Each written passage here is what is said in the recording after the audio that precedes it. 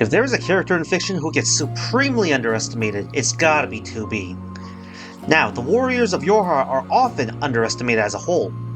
I've seen people talk about how the Yorha are inferior to the modern military, with Yorha being compared to normal human soldiers, just with swords instead of guns. And once names within the Yorha start getting dropped, 2B especially gets dogged on. So I wanted to set the record straight on exactly what Shri and the other Yorha are capable of. In this video, I break down and analyze the feats and statements made throughout the Nier franchise. Lucky for me, Nier is a relatively small franchise. I'll also add that while I say this for 2B, I'll also be including A2 and 9S into this as well.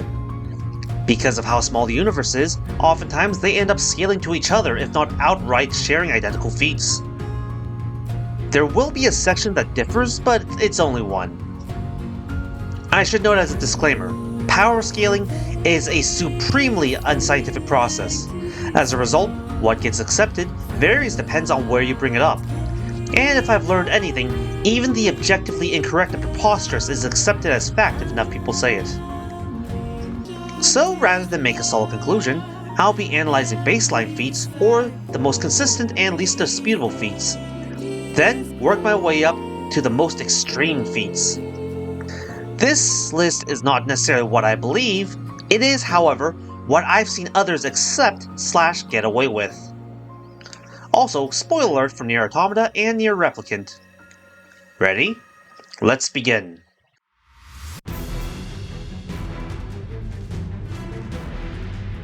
Perhaps the easiest place to begin is 2B's physical capabilities. The enemy of the androids are the machine life forms. They may vary in size and abilities, but the most common ones in game are the bipeds and stubbies. And Yorha can toss these guys around like confetti. And I do mean toss. While we don't have an exact weight on these guys, we do know that Pascal, a machine of comparable size, weighs 360.1 kilograms. That's a little under half a ton. And 2B can toss these guys around like they're nothing to her.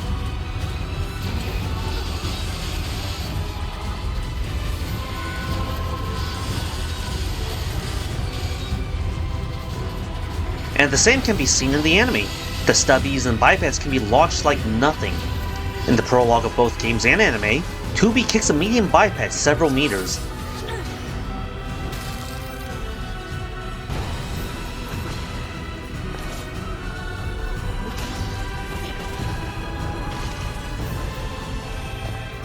In one of the later episodes, 2B kicks a biped several blocks into one of the upper floors of a building.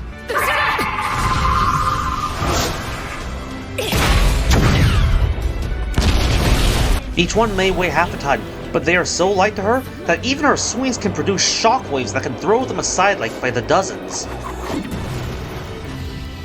Going one level up, all our main characters can physically contend with late power Goliaths. Remember these guys? Should the Goliath stomp on you, 2B will catch the stomp and get into a pushing match with the Goliath. And it requires a second stomp to overcome her. But there is something even higher than this. In game, you can block attacks with the use of counter. Think of it as Nier Automata's version of Royal Guard. And you can block the melee attacks of every enemy no matter the size. Enter Angles, a behemoth machine several hundred meters in height, and 2B can block him. No damage, no knockback, just block him.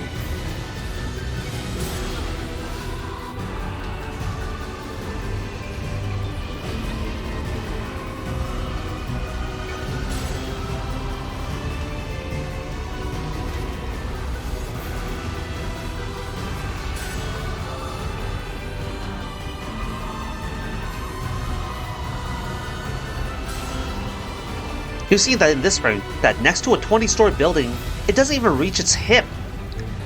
This is actually supported by the anime, where A2 stops an Angle's punch, then leaps off the ground with enough force that she shoves Angles backwards while the arm is still pushing down on her.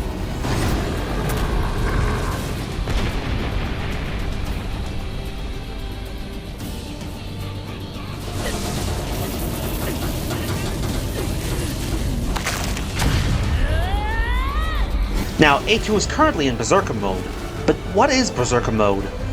Androids are equipped with limiters which prevent them from overtaxing their bodies. Should the limiters be removed, androids can push their bodies to the point they damage themselves. Berserker mode removes these limiters. However, another means of removing limiters is the logic virus. Despite this, 2B has engaged in battle with infected androids and is still able to block their attacks.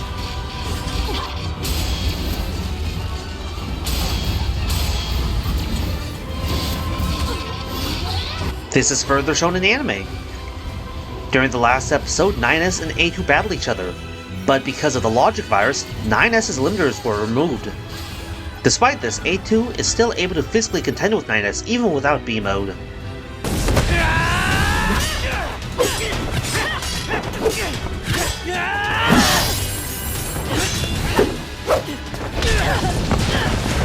A case can also be made that 2B might have done battle with A2 while she was in Berserker mode. During her encounter in the forest, A2 uses this dash attack which damages you.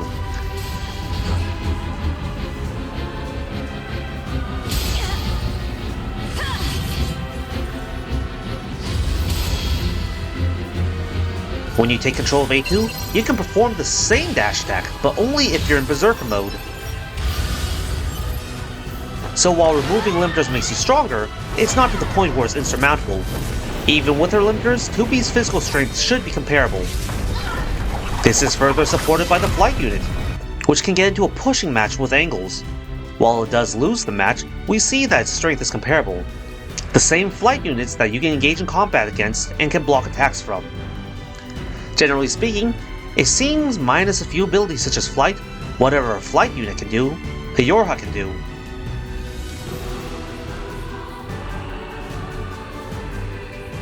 Yokotaro even said that a Yorha is 1/10 the price of a flight unit. You can also defeat angles on foot.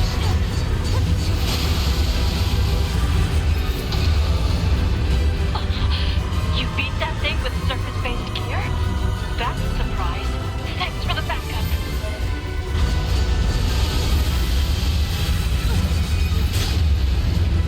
You guys are amazing.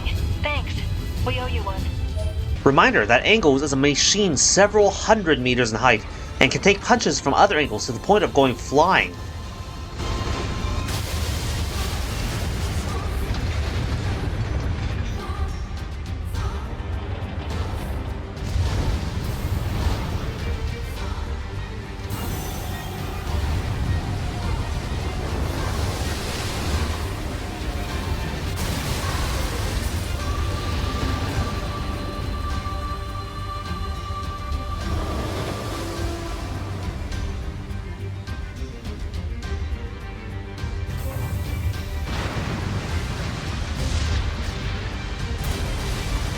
Some other impressive feats of physical strength. A single kick sends Adam stumbling through a dozen or so walls.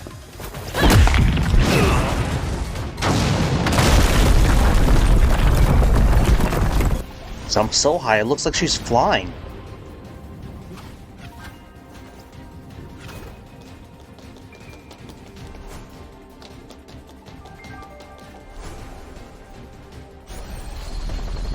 Something Yorha and replicants are both capable of.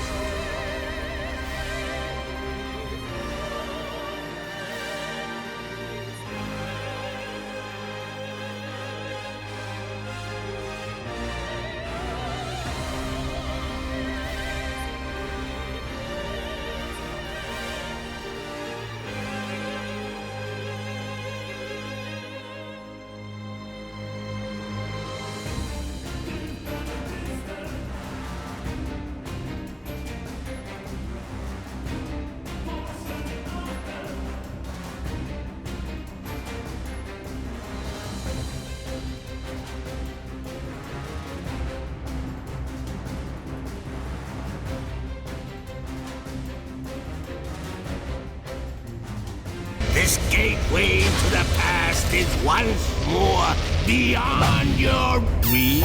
You can fly? No. Jump good. Throw a spear with enough force to cause an explosion. Can swing her sword with enough force to create a shockwave that can shatter concrete and send Yorha flying. 9S can also swing his sword with enough force that causes an explosion and launch A2. 2B has also used her telekinesis to wield Angle's arm as a weapon. which, as you can see here, the arm is the size of a multi-story building. The most impressive interpretation of 2B's physical strength?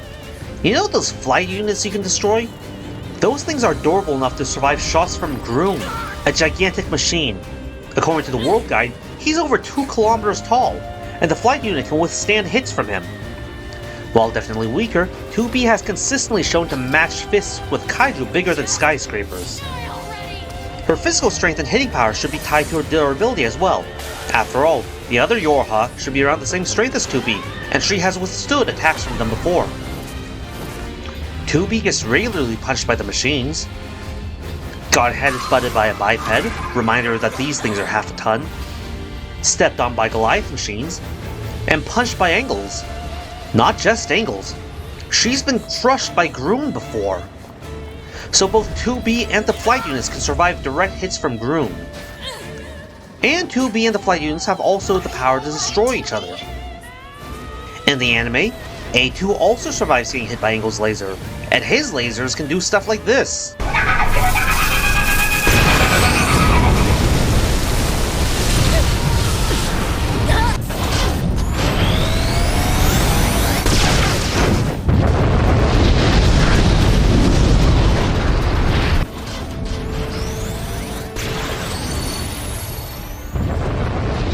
And she was in the blast radius of Angle's self-destruct, which left this crater.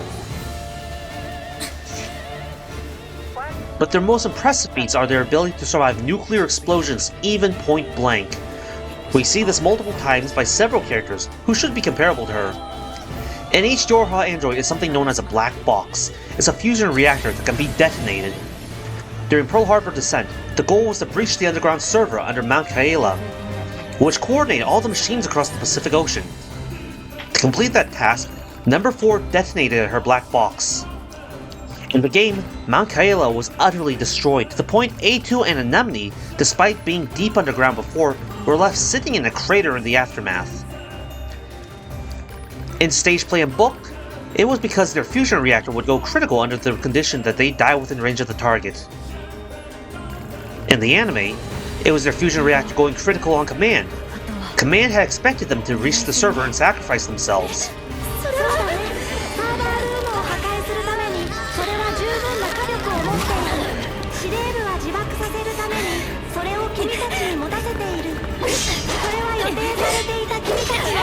A2's distance from number 4 also varies. In the anime, number 4 drops down a hole before detonating 3 black boxes simultaneously. In the book, A2 is in arm's reach of number 4 when it goes off. Same with the stage play. But the end result is the same. Mount Kaela is gone. Oh, except in the anime where Mount Kaela got a minor headache instead. Despite this, Anemone and A2 survive. This nuclear survival is common. When fighting Groon, 9S directs a nuclear missile into Groon's mouth, while sitting on top of it. Missile controls engaged. Launch ability confirmed. Fire!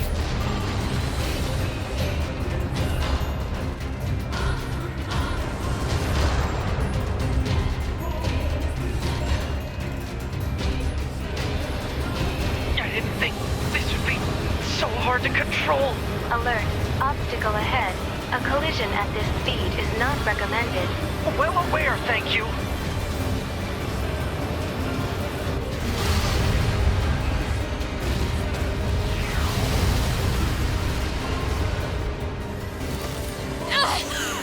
The anime shows just how big that explosion would be without Grill.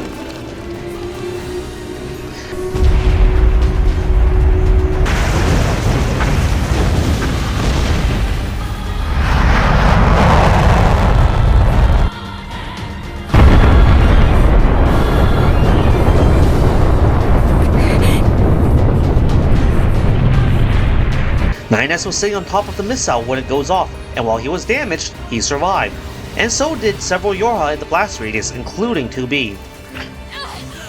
In the anime, the corrupted Yorha detonate their fusion reactors, and the explosion catches 9S and 2B, but they both survive.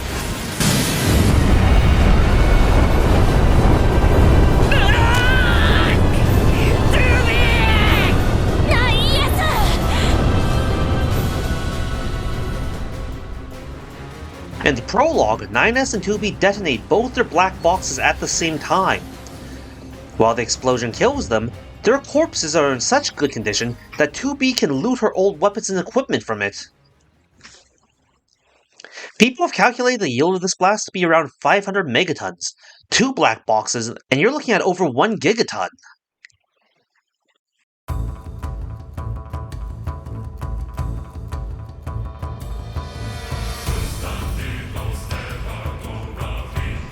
Establishing her speed is a much harder thing to do.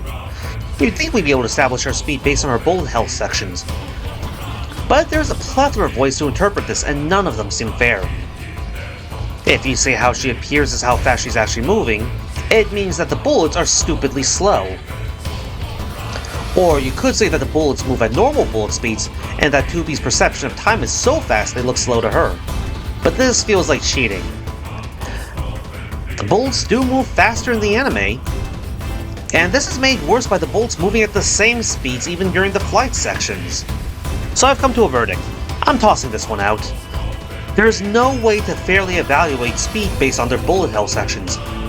So, how can we establish a baseline? With this, 2B can move so fast that she appears invisible. A phrase you might hear people use is FTE, or faster than the eye. But I don't think this adequately describes this. FTE movement usually means I accomplish a task so fast you don't see me do it.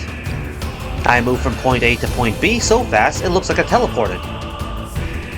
But 2B is just straight up invisible.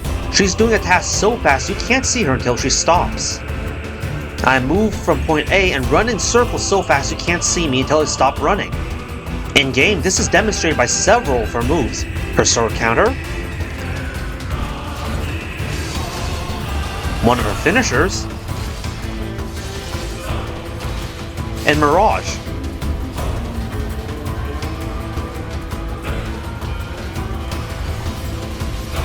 Mirage doesn't mention anything about a cloaking device, only that it scans the area and she delivers slashes.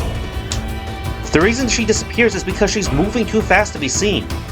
Some have suggested that this is the result of invisibility magic, not speed. However, we see other characters achieve this too without magic. Replicants cannot perform magic. The reason Nier could was because of Grimoire Vice.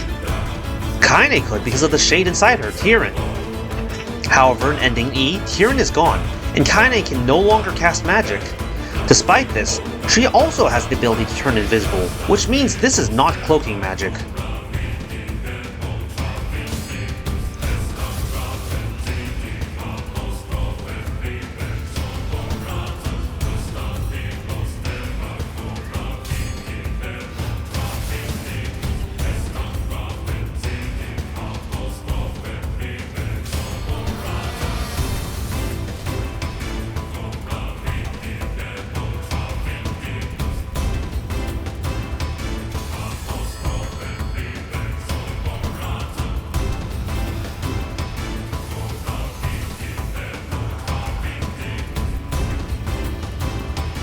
This invisibility speed could be considered her signature move, as it has appeared in almost every crossover involving 2B. Soul Calibur,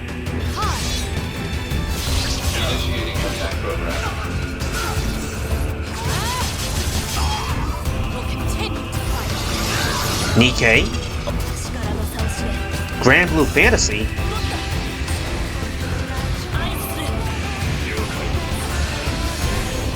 even 9S is able to do this. We also see that the Yorha are casual bullet timers. In-game you can dodge around bullets from both pod and the flight units. And we see bullets consistently being deflected in the anime as well. One level up, we have laser dodging. A very strong case can be made that these characters are laser timers. First off, how do we know these are lasers? I mean, any sort of glowing beam is often referred to as a laser.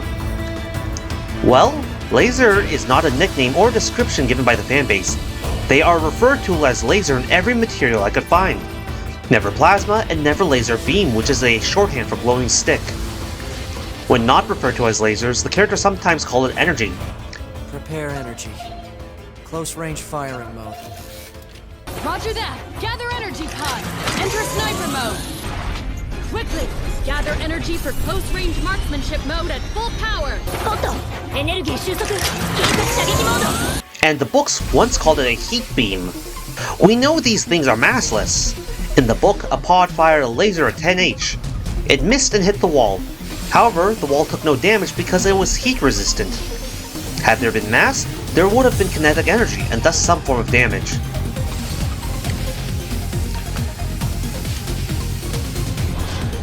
Also, electromagnetic barriers can cause them to be reflected, similar to how you expect a laser to reflect off a mirror.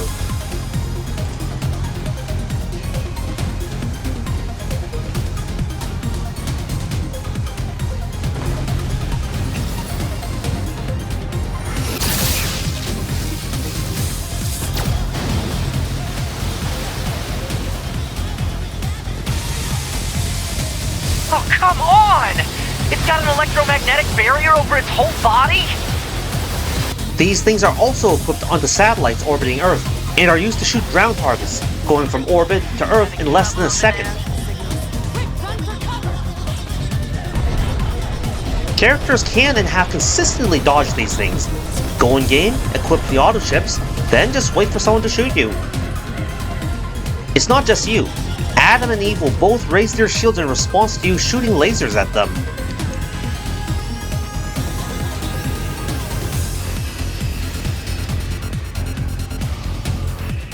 The androids next. Machines are weapons capable of evolution. We can grow. Why? It's simple. We need you to locate them. エネルギー収束。緊急射撃モード。撃て。 A2 will also dodge your laser. In the books, the pods try to kill 10H with lasers. In fact, one first hit her with its arm before shooting its laser at her. Given how small a pod is, she'd be centimeters away from the barrel when the laser is fired.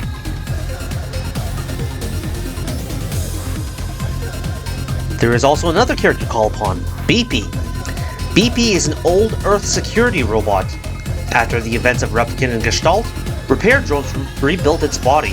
While exploring, he would encounter other P-33 type robots, though equipped with different weapons, one of them being particle beams.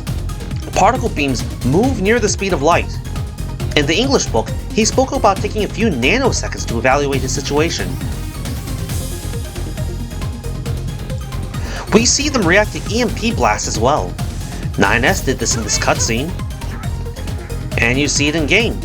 These bubbles have the same appearance and effect as the EMP shields. In the books, these were stated to be EMP attacks.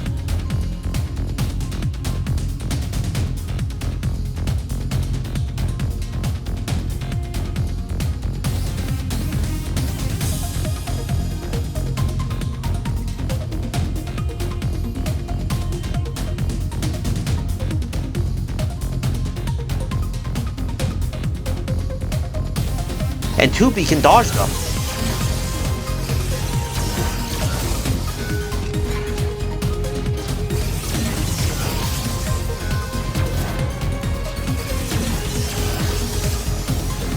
Other impressive speed feats. 2B can outrun missiles.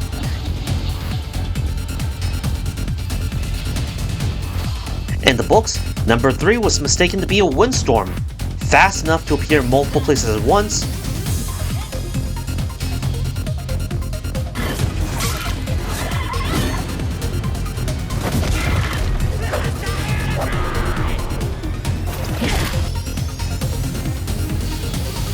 Tubi is significantly faster than Flyer, so can keep up with flight units in aerial battles. She's even beat the high-speed machine in a race. Hey, I'm just applying what I've seen other scalers get away with.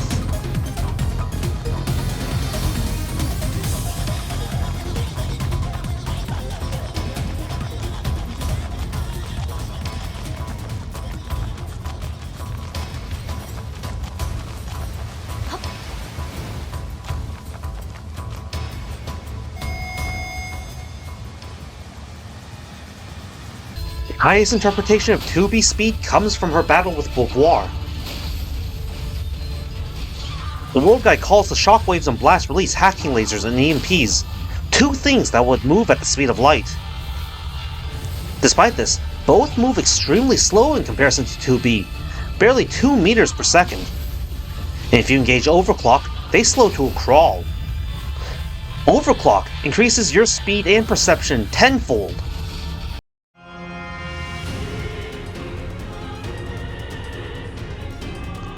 Despite their power, yorha are vulnerable to certain attacks, the most notable being EMPs. The effect of the EMP varies depending on its strength. Weaker EMPs can only do physical damage, while stronger ones can cause yorha to be temporarily shut down. However, despite being affected by EMPs, they're shown to have a strong tolerance for them. The EMP from various nuclear explosions cause them pain, but they still remain aware and active. Being androids, they can be hacked. However, I feel many overstate the vulnerability to cyber warfare. The air of Earth is saturated with nanites containing various viruses, comparable to airborne diseases, and the android systems fight them off on the regular, comparable to a human immune system constantly staving off disease. Non-combat androids, such as the pleasure androids, are more vulnerable to them, comparable to having a weakened immune system. Androids can be hacked, however, once again, many overstate their vulnerability. These machine lifeforms were built by aliens thousands of years ago and evolved so fast they surpassed and then exterminated their creators. And while they do have successes hacking yorha, it's no easy task. Their greatest success was hacking into the yorha servers. It should be noted that no actions were taken directly against the yorha until the back door was open, and only then were all the yorha secretly infected. It's debatable whether this was because they didn't want to act or couldn't act until the back door was open. However, even with the machines inside the yorha network, they still struggled to hack yorha androids. A common strategy of the machines was to use an EMP to temporarily weaken yorha defenses, then use that opening to either hack them or infect them with a virus. So while a superintelligence can break through their defenses eventually, doing so is no easy task.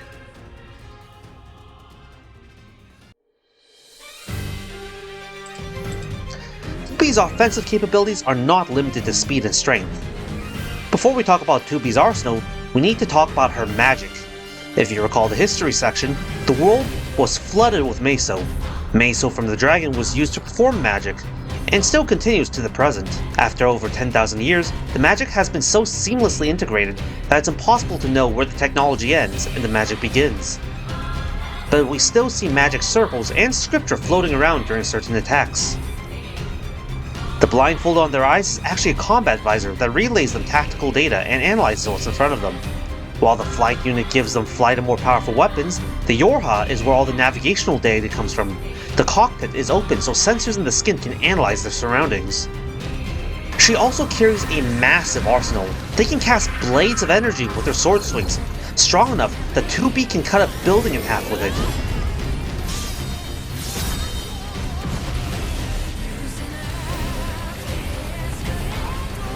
A2 can cut the Soshi Roshi combined. 2B has also cut a concrete bridge with it.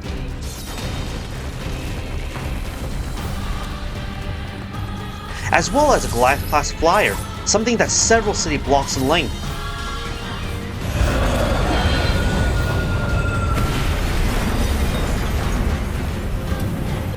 In-game, you have access to 39 different weapons, each with unique features and abilities. Some simple like increasing your stats, making you stronger or faster. Others complex, such as Spear of the Usurper, which can seize control of foes, turning them onto your side. The machine weapons get more powerful with each kill. The beast weapons can cut further than the blade can actually reach. Or the Type 4O weapons, which are constantly building an electric charge that it can release when attacking. Yorha also have plug-in chips, which can modify Yorha functions. Depending on which are equipped, Yorha can double your physical strength, reduce damage taken by 80%, increase the speed of the repair nanites, increase their physical processing speed tenfold, or even nullifying damage and instead reflecting it back onto their attackers. The ability to increase speed tenfold is the overclock chip. The world slows down to a crawl while 2B perceives the world normally and can move just as normally. In anime, 2B has something called NFC Mode 2. This is not present in the game nor the books, but many speculate that this is the overclock chip, as anytime she activates it, she blitzes everyone.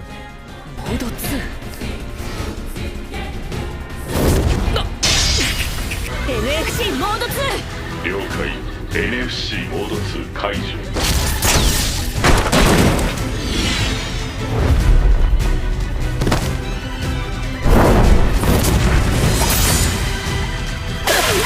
13秒で解析完了。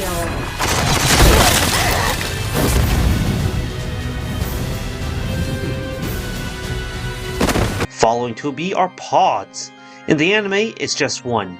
In game, it's 3. Pods are autonomous robots, capable of operating independently, but also coordinating with their yorha. They are equipped with a host of various scanners, such as an ultrasonic scanner. This lets them relay tactical knowledge, with some prod programs like Mirage delivering information to let yorha deliver lethal slashes. Each pod has a unique weapon, either a Gatling gun, shooting energy bullets, one that shoots missiles, or one that shoots a laser. The laser pod is particularly deadly as it penetrates multiple targets, meaning unless you're wielding a unique defense such as an electromagnetic barrier or energy shield, the laser will penetrate that defense. They come with secondary weapons as well. The Gatling gun can also shoot a cluster of grenades. The missile launcher can also fire mortars that rain on an area and turn into landmines. And the laser pod can fire 15 bullets that ricochet and bounce off the environment. But the greatest power of the pods come from their pod programs, more powerful and versatile weapons. The first one is a laser, one that can melt steel nearly instantly and create explosions and penetrate enemies. The hammer program creates hammer out of solid energy and smashes the ground with it. Spear program does something similar, creating spears out of solid energy and having them erupt out of the ground. The blade program has the pod create a blade of energy, then the pod begins rapidly spinning around the yorha. With wave, the pod slams into the ground and produces a shockwave that moves across it. This slamming ability can also be replicated with the missile program, where the pod will launch itself into an enemy instead of the ground.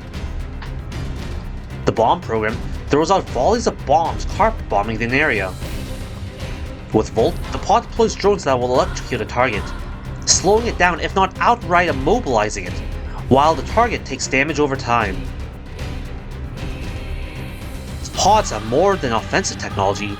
They can deploy shields so strong yorha are effectively invincible while they're up, though there are two.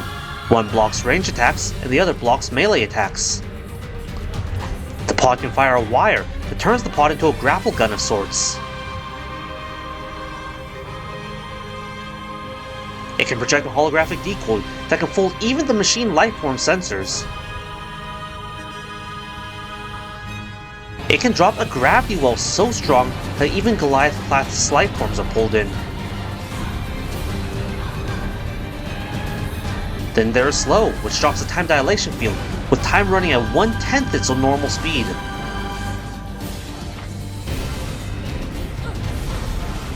The pod also comes with a repair program.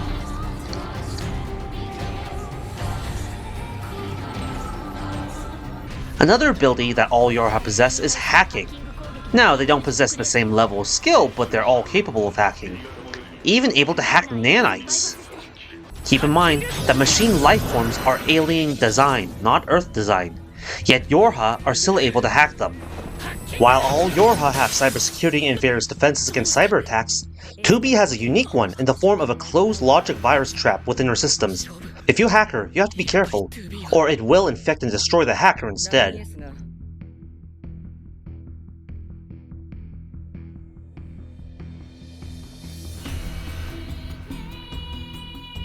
Now, I mentioned that I was scaling 2B, 9S, and A2, because they draw from identical feats or scale to one another.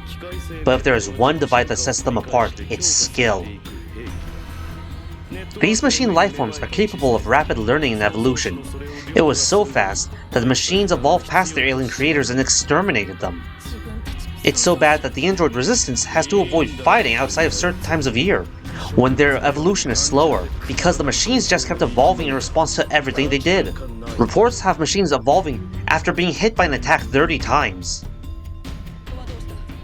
And with Adam, he only had to be hit once. Despite this, yorha are sent into battle against thousands to hundreds of thousands of machines. In Pearl Harbor Descent, the original squad was comprised of 16 androids.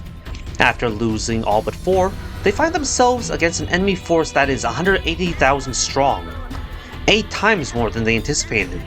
This meant they originally expected 16,000 machines for their 16 yorha. That's 1,000 per android.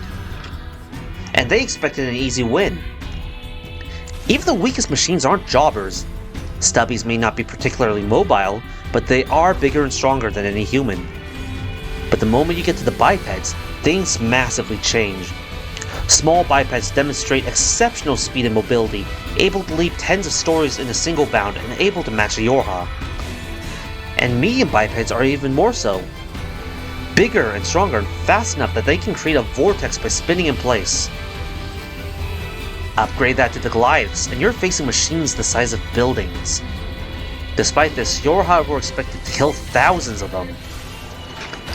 Androids learn primarily through sharing data. That way, an android can have skills as if they were the ones that originally learned it. This is 11S to 9S. I'm finished working on the area assigned to me. Also... Okay, I get it already! If you get it, then make sure you sync your data next time you return to the bunker, okay? Huh? Oh, that. I totally forgot. I figured as much.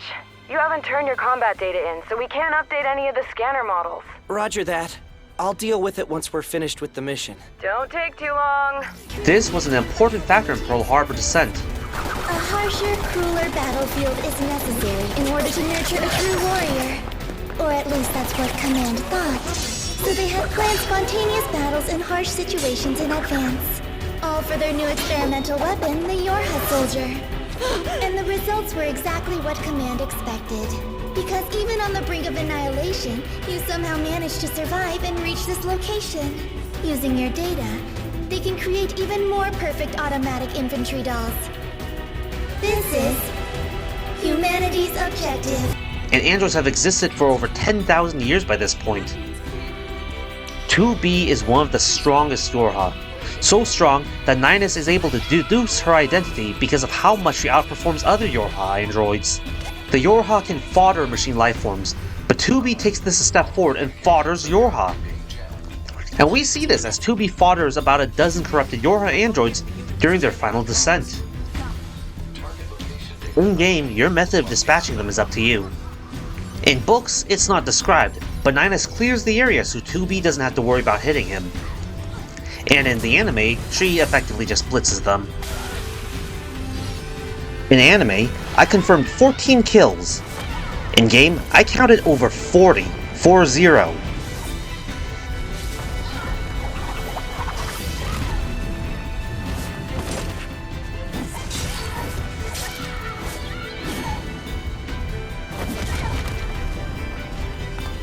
Tubi has also done battle with Adam. I've mentioned how machines rapidly learn and evolve. Adam takes this to a whole new level. We see Adam at the moment of his birth, and he is immediately attacked by 9S and 2B. In-game, he rapidly levels up by you attacking him. But his evolution speed in the books is so fast it borders on instantaneous. Unlike Yorha, Adam wasn't born with combat knowledge, and instead learned on the fly. 2B hits him once, then struggles to hit him ever again, as he learned how to dodge her from one attack, and the first attack he throws is rather sloppy. Despite this, he's able to learn so quickly that he can stand up against 2B and 9S in a one-on-one battle, developing not only skills but completely new abilities on the fly. First encounter with 2B and 9S, Adam is defeated.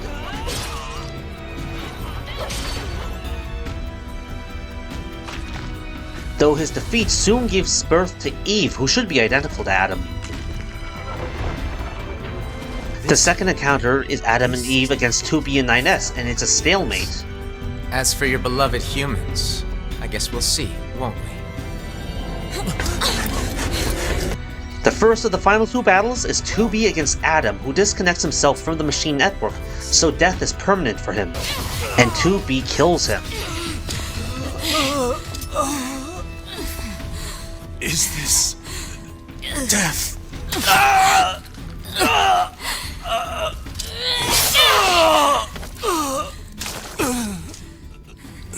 So dark, so cold. And the second of the final battle is 2B and 9S against an enraged Eve who is draining the machine network for power.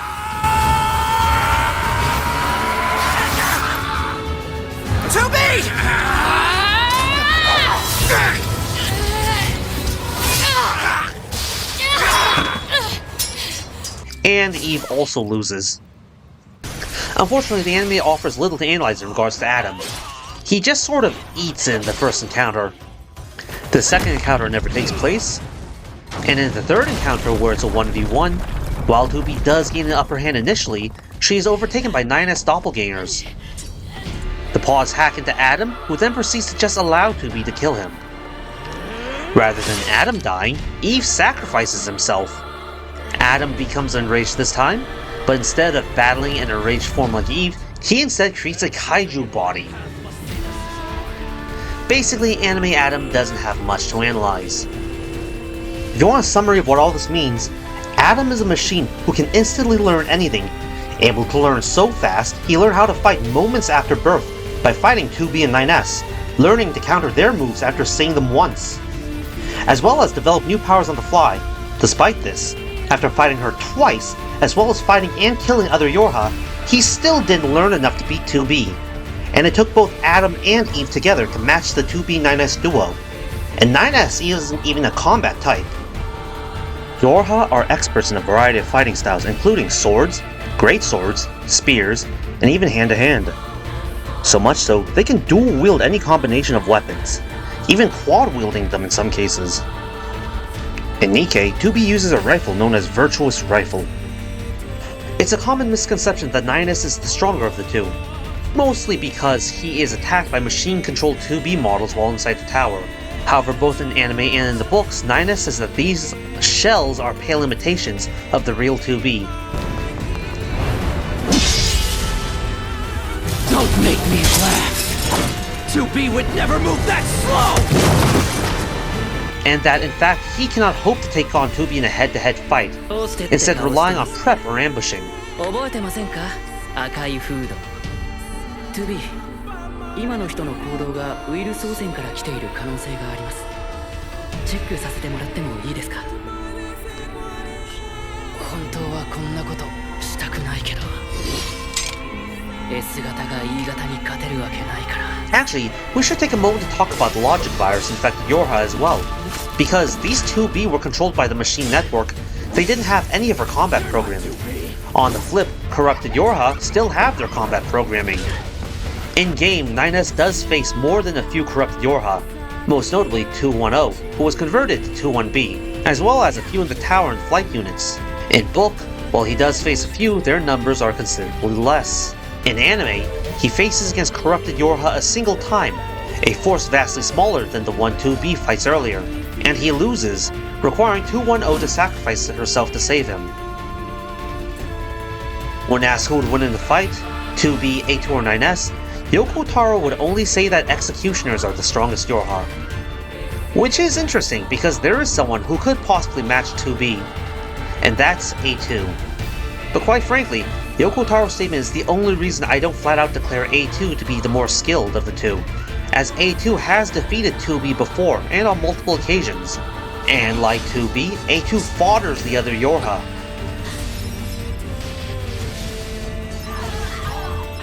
While 9S has been able to match A2 in a one-on-one fight, there are multiple factors to consider. For one, 9S was corrupted by a logic virus, which means it should have removed his limiters, making him stronger and faster. The second is that A2's state of mind and goal. In game ending C, A2 defeats 9S. In ending D, A2 still defeats 9S, but is killed because she hesitates at the recollection of 2B's final request. Take care of 9S. 2B. Book follows ending D. And in anime, while A2 was defeated by 9S, yeah, she won in the end, but that's because the pod saved her last minute. We see that A2 did wish to save 9S as opposed to kill him. Meanwhile, 9S was fully committed to killing A2. When it comes to the Yorha food chain, these two stand at the top uncontested. However, they also have technical and strategic knowledge. 2B was given A2's personality data after analysis showed that it had exceptional analytical and decision-making skills. 2B also managed to figure out the truth that humanity is extinct, though she was in denial of it. This was an audio cut from the game. But alas, it was all in vain. I'm sure you've realized it by now. The fact humanity is already extinct. Shut up! Alert. Enemy deception detected. You shut up too! And this was shown in both the book and anime as well. The infinite slaughter of both sides during this war will amount to nothing. But you already know that, don't you? The ugly truth of it all, that humanity went extinct long ago. Shut up! And both are shown to have exceptional technical skills as well. 2B can hack as well, and A2 had the technical knowledge to perform a fusion reactor bypass in the field. However, as good as their technical knowledge is, they still pale in comparison to 9S. If 2B and A2 are the queens of combat, 9S is the king of tech. As a scanner model, he is meant for reconnaissance rather than combat, and in combat he heavily relies on his technical prowess, especially his hacking ability. He was able to hack the machine network and forcibly cut Eve off from it, a network that spanned the entire planet. Now, the details of his hacking vary between media. In-game, hacking into a machine takes time, with stronger machines taking longer. But once in, 9S can get everything he wants done pretty much instantly.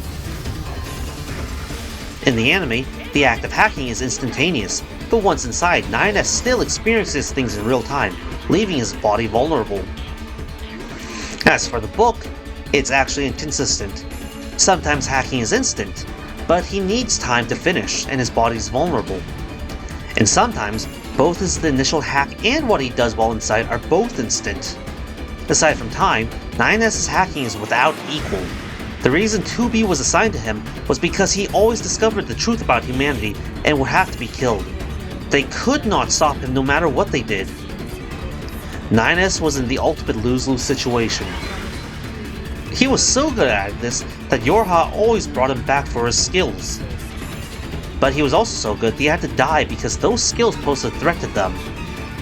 And mind you, 9S isn't just the best. He's the best in an entire species of androids whose grunts are also capable of hacking. After he got infected by a logic virus, 9S uploaded his mind to a series of machine corpses, then reconstructed it into a single machine, saving his life after the death of his body. No matter how you cut it, the Yorha are super soldiers beyond anything humanity has today. At their weakest interpretation, they can wipe out entire armies with the physical strength to juggle tanks and the speed to casually avoid bullets. And in their strongest interpretations, even Earth's strongest weapon cannot even hope to damage them, and they can end all of Earth's armies before they can even think. 2B and A2 sit at the top of the Yorha food chain as apex predators. But while 9S is no predator, his genius with tech and especially hacking made him an existential threat to Yorha.